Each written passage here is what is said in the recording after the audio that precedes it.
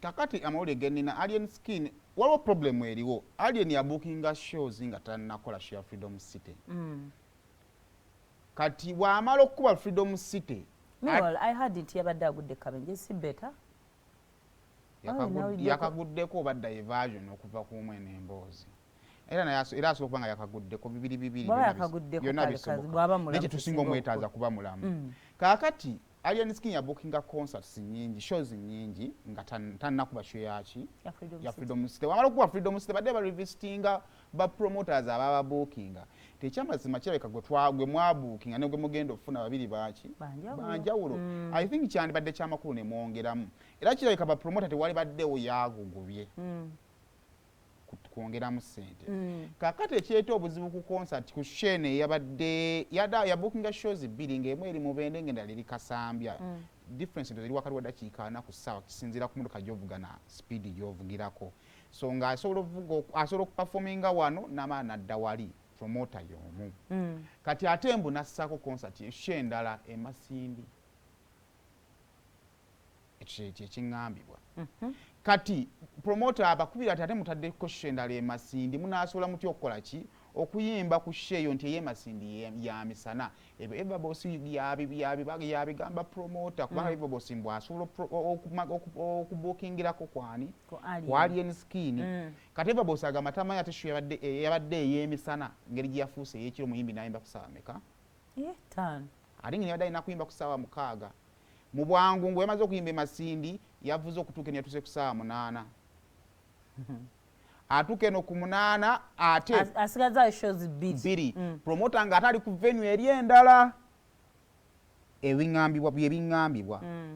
kakati Alien Skin akubira promoter mugamba yimba awo ojjonsange wa eno ekasambya Alien Skin agamba tijja kukola ki kusoboka sooka ojja omala okunzijamu promoter amala naye alinnya ajja amusanga ku eno venue amubalira ayimba bamala okuyimba mbu Alien Skin amugamba nti emmotoka yange etambuza bakibanda bange yakoze eki yayonoonese promoter ayiiya bafuna emmotoka basobole okugenda ku venue ey'okubiri wakati awo w'okuyiriza bagende ku venue ey'okubiri olwosaa tuli mu mmeka obadde tebukedde 11 abantu eri gye beekyangidde ne batandika okukuba buli kiramu kale ekibuuzo abalwanya muyinza okuba mulina ensonga y'obusungu bwammwe naye kibalwanyisa mutandika n'okukuba n'ebintu by'abatuuze bimumanyi nti nno byamutuuza atalina kakwate ku kivulu kyaki taata mukyala wa munyiiza n'abaana akuba ewaka sooka ompe gundi eyo ensogamba otya bikiriya kyekirobbeho naye nakugamba ku nsonga y'okutumbula ono omusajja w'Emubende simanyi oba wakola otya namugambamu era mukubiddewa ne mugamba nange kati eva bosi kiinaku buzibu ekyokumwongerayo ku kasente ne katulabe ebinaagenda kati ne mugamba ebigambo byoyogedde kubira ku gundi koonagenda otambula naye ne muwa ennamba ya Chosen akitegedde bikyali byakuteeseganya nagamba omusajja atwongere mu kasente kuba dimandi yakula nzima bwe nakuza dimandi yange okuva ku booking kituufu kigambirawo before nze nno njogera ng'asaga nga ndi siriyazi nakumatumba tomanya byebirikisa abaligaga omusajja abangiringa ekigambo egamba nga bukyalidde nyo osobola okugamba nti sigenda sobola ffe tukudiza ssente zo nga tonagenda wala akimugambe era nkinzemu nekimugamba mugambe ndi siriyasi ebyange bya ddala gwe ssebo gwe eva gwosi nkitegeera tebikyali muno kandabe ebya ddala kati katala tebikyali mbago yagala ssente twetaaga ssente kanzi nemu kimugambe wano awulire nzijawulo ne ssente zange omuli kalenda nze kakati oyo yali ku simu ne Everboss kwe ku sheeyo ti omusajja mugamba ayongeremu ssente kyendowooza nti Alien Skin teyandize ku concert ku sheeyo nikoza ngende mede mu mutwe teyandize ku sheeyo singa tebakkiriziganya kitegeeza bakkiriziganya ti ngenda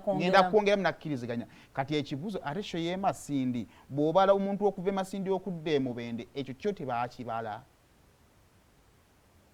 kakali sooka ompe ku bantu ababaddeyo abakoseddwa nakavayo bondi yino kwenviriddeyo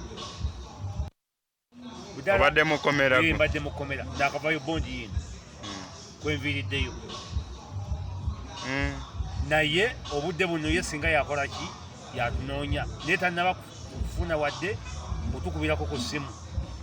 n'olwekyo ffe tumwetaaga saawa yonna sofa bw'obala omuwendo gw'ebintu ebyafudde mu kulaba otaddeko ebyuma biki biringa mu ssente mmeka byonna buli omu abalira bibyenze ebyuma ebyange biri mu bukadde 2 ebyuma byokka naye ng'abantu bafiddwa ebintu bingi ziyinza okuba nga ziri miliyoni 4 plus bantu bafiiriddwa ebintu bingi nnyo butebe biki bintu bingi nnyo agala ku alien kyetwagala aveeyo mangu nnyo kubanga bw'aba mwana akyayabula teyeeyita wa kitalo ajje yeetonde asasulire ebintu by'abantu okusobola okuzzaawo erinnya lye singa n'abaze ne yeetonda n'asasula ebintu by'abantu n'atusasula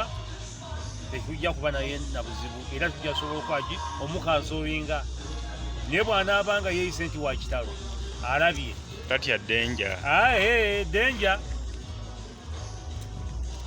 ebyo bimulimba byagamba nti denja tatya denja abo bebamu ku abo ababaddeyo nga batuwa bo kye badde bakola ki balowooza kale katulina poliisi eyogera ku nsonga eno Amannya nze Superintendent of Police Rachel Kawala nga njogerera poliisi ey'omu Wamala Region nga ku Lwomukaaga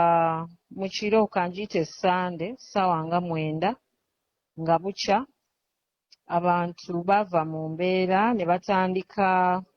okwonoona obutebe ne bakuba ccupa eyali DJ ekasambya nga baali basuubira omuyimbi omu okubeera mu kifo kino naye mbu teyajja. Ffe bwe twafuna amawulire gano ne tujja okulaba nti abantu ate tebafiirwa bulamu bwabwe era mu ngeri y'okgezaako okubataasa ne tufulumya amasasi okulaba nti tubagumbulula ekiro ekyo okulaba nti bakkakkana. Tewali yalumizibwa kuba twagakuba mu bbanga era abantu ne badda mu maka gaabwe. Abategesi b'ebivulu tubasaba nti bw'oba otegesa ekivulu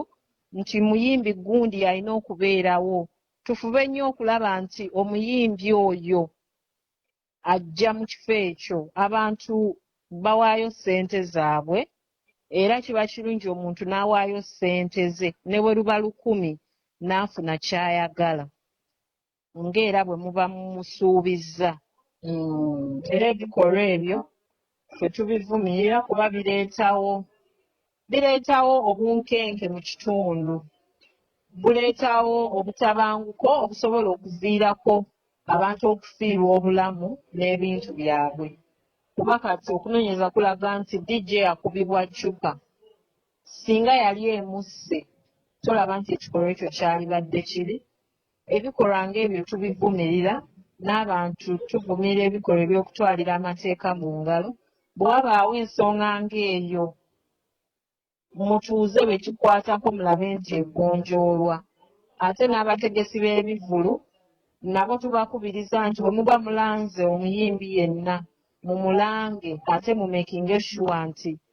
mutuukiriza ekyo kye muba mulanze. Oyo mwogezi wa poliisi mu bitundu by'e Wamala. Kale kati akabenje akaguddewo kadde ka Baby Rich yagudde kabenje. Baby Rich yagudde kabenje y'omu